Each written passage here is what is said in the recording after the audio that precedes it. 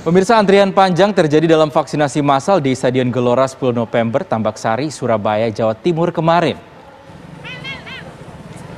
Antrian ini mengular cukup panjang di sejumlah pintu masuk stadion hingga menutup jalan di sekitar stadion.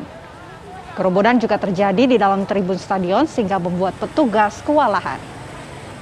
Antrian panjang ini terjadi karena banyak warga dari luar kota yang bekerja di kota Surabaya mengikuti vaksinasi.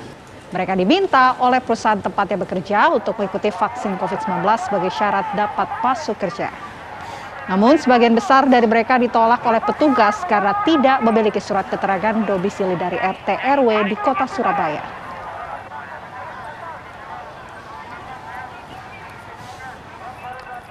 Ayo, tambah lagi ya. Naik ke atas, terus geser ke timur. Tribun timur kosong, sepanjang timur. Karena antrian itu sepi. Pemirsa, lalu seperti apa informasi terbaru mengenai percepatan vaksinasi di kota Surabaya? Kita telah tersambung dengan reporter TV One Sandi Irwanto dari GOR 10 November Surabaya, Jawa Timur. Selamat pagi Sandi, bagaimana jalannya vaksinasi di sana dan juga bagaimana aturan yang berlaku hari ini setelah kemarin sempat terjadi kericuhan antara yang terjadi karena sejumlah orang yang ingin vaksin ini belum memenuhi syarat. Baik Rizky dan pemirsa, saat ini saya berada di depan Stadion Gelora 10 November Surabaya, di mana lokasi massal COVID-19 ini digelar oleh Pemkot Surabaya sejak tanggal 6 Juli lalu hingga rencananya hari ini tanggal 11 adalah hari yang terakhir. Memang sejak awal dilakukan vaksin massal ini, antrian panjang mengular terjadi di depan pintu masuk stadion, tidak hanya di depan pintu masuk namun juga di dalam stadion. Di atas tribun juga terjadi antrian sehingga ada sempat memunculkan kerumunan. Namun petugas sempat mengurai kerumunan ini sehingga tertata lebih tertib.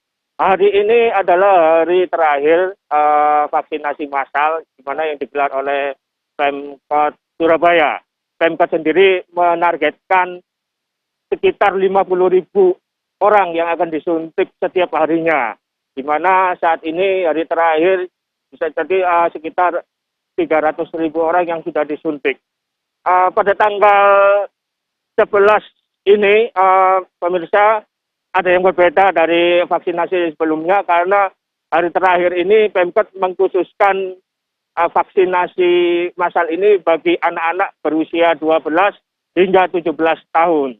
Di mana mereka sebelumnya sudah didata oleh Dinas Pendidikan untuk kemudian diteruskan ke sekolah masing-masing, sehingga mereka yang ditunjuk adalah mereka yang bisa mendapatkan vaksin di Gelora 10 November. Sehingga mereka, anak-anak yang tidak diberi rekomendasi oleh sekolah, itu tidak bisa mendapatkan layanan di Gelora 10 November.